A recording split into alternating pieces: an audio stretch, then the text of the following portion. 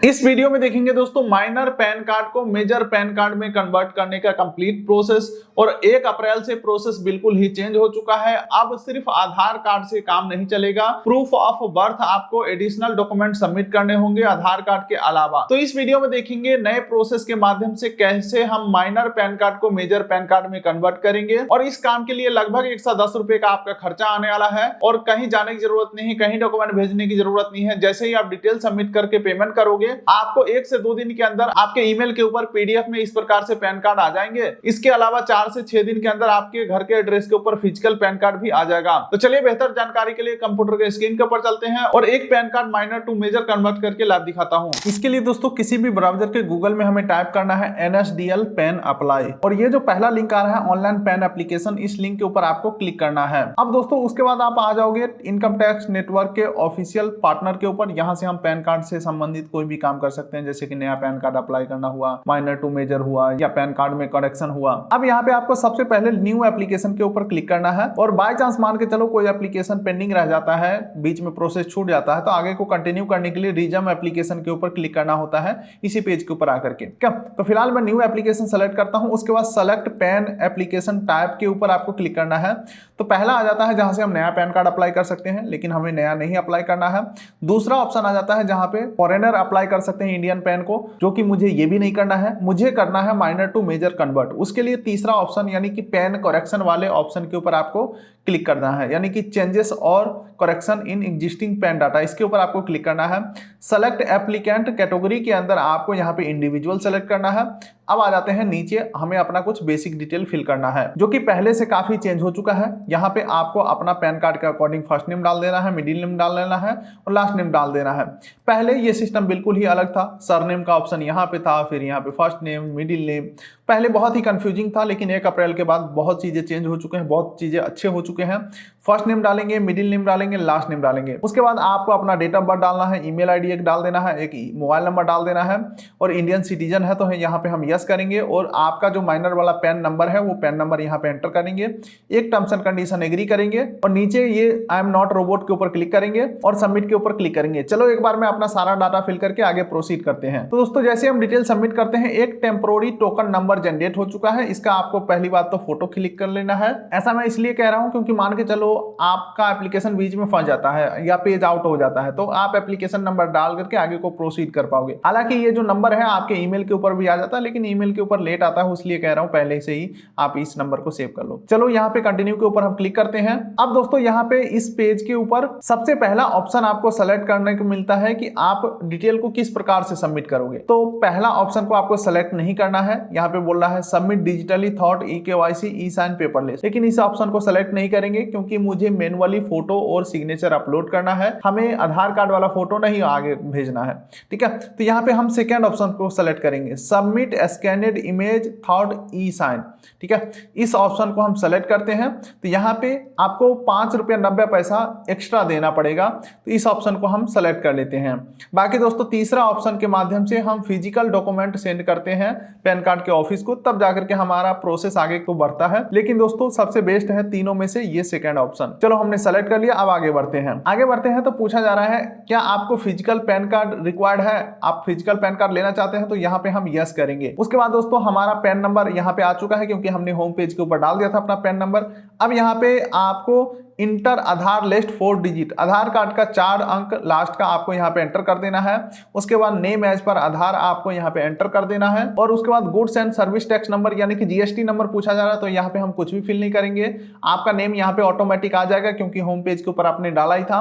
उसके बाद यहाँ पे आपको अपना जेंडर सेलेक्ट कर लेना है, और फिर यहाँ पे आपको अपना पेरेंट्स का डिटेल डालना है, जिसमें फादर का फर्स्ट नेम डालेंगे, मिडिल नेम डालेंगे, लास्ट नेम डालेंगे। अगर आप मदर का भी नेम डालना चाहते हैं, डिटेल डालना चाहते हैं तो डाल सकते हैं, मदर का first name, middle name, last name. अगर आपके कोई सिंगल पेरेंट्स हैं तो यहाँ पे यस कर देंगे। फिलहाल मेरे डुअल पेरेंट्स हैं, मम्मी पापा दोनों, तो यहाँ पे हमने कुछ भी फिल नहीं किया है।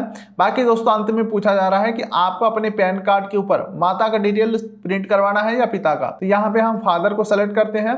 तो चलो एक बार मैं सारा डिटेल फिल करके नेक्स्ट करता हूँ। चलिए दोस्तों अब हम अगले पेज के ऊपर आ चुके हैं। यहाँ पे कॉन्टैक्ट एंड अदर डिटेल हमें कंफर्म करना है, ये आप देख सकते हैं। तो यहाँ पे सबसे पहले हम रेसिडेंट सेलेक्ट करेंगे। उसके बाद हमें अपना घर का पूरा एड्रेस फिल करना है, flat, building, road, street number, locality, city, district, state, pin code, zip code में कुछ भी नहीं डालेंगे। ठीक है, कुल मिलाकर के हमें अपना आधार कार्ड वाला यहाँ पे एड्रेस फिल कर देना है। कॉन्टैक्ट डिटेल के अंदर कंट्री कोड इंडिया सेलेक्ट करेंगे, अपना मोबाइल नंबर जो आपने डाला था अभी अप्लाई करते समय वो ऑटोमेटिक आ ही जाएगा। ठीक है, अंत में आपको अपना एक ईमेल आईडी डाल देना है। उसके बाद अंतिम में पासपोर्ट नंबर और tax payer identification number, tin number वगैरह पूछा जा रहा है, तो ये सब हमारे पास नहीं है, तो ये सब हम कुछ भी नहीं फिल करेंगे। बाकी दोस्तों डिटेल्स को आपको सेव करते रहना है ताकि आपका डाटा लॉस्ट ना हो। चलिए दोस्तों, डिटेल फिल करके जैसे ही हम आगे बढ़ते हैं तो यहाँ पे आ जाता है डॉक्यूमेंट अटैच करने का ऑप्शन, जहाँ पे प्रूफ ऑफ आइडेंटिटी में आप आधार डिटेल दे सकते हो, प्रूफ ऑफ एड्रेस में आधार डिटेल आप दे सकते हो, proof of date of birth में आप आधार डिटेल नहीं दे सकते हो। दोस्तों यही तो नया अपडेट है। जी हाँ दोस्तों, पहले सिर्फ आधार कार्ड से सारा काम हो जाता था पैन कार्ड से संबंधित,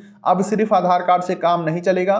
proof of date of birth आपको अलग से देने होंगे, जिसमें क्या क्या आप दे सकते हो, ड्राइविंग लाइसेंस दे सकते हो, 10वीं का सर्टिफिकेट दे सकते हो, पासपोर्ट दे सकते हो, बर्थ सर्टिफिकेट दे सकते हो, पेंशन पेमेंट ऑर्डर दे सकते हो, मैरिज सर्टिफिकेट दे सकते हो, एफिडेविट करवा करके दे सकते हो मजिस्ट्रेट से, या अपना निवास प्रमाण पत्र दे सकते हो। इसके अलावा 10वीं का मार्कशीट भी दे सकते हो, यानी कि 10वीं का मार्कशीट और 10वीं का सर्टिफिकेट दोनों में से कोई भी दे सकते हो। बस कंडीशन ये है कि उस डॉक्यूमेंट के ऊपर आपका डेट ऑफ बर्थ मेंशन होना चाहिए। इसके अलावा आप अपना वोटर आईडी कार्ड दे सकते हो, इलेक्टोरल फोटो आइडेंटिटी कार्ड। इसके अलावा कोई सेंट्रल गवर्नमेंट से आपको अगर कोई आई कार्ड वगैरह मिला है वो भी दे सकते हो। इसके अलावा सेंट्रल गवर्नमेंट का अगर हेल्थ स्कीम का कोई कार्ड है वो दे सकते हो, एक्स सर्विसमैन से संबंधित कोई आईडी कार्ड है वो दे सकते हो। तो चलो मैं यहाँ पे सबसे कॉमन डॉक्यूमेंट हमें लग रहा है 10वीं का मार्कशीट, तो इसे मैं सेलेक्ट कर लेता हूँ। उसके बाद प्रूफ ऑफ पैन के अंदर आपके पास माइनर वाला पैन कार्ड है ही है, तो कॉपी ऑफ पैन कार्ड को सेलेक्ट कर लेंगे, या अगर नो डॉक्यूमेंट भी करोगे तो भी कोई दिक्कत वाली बात नहीं है। चलो copy of pan card select कर लिया हमने। अब दोस्तों नीचे स्क्रॉल करते हैं तो डिक्लेरेशन के अंदर आपको अपना यहाँ पे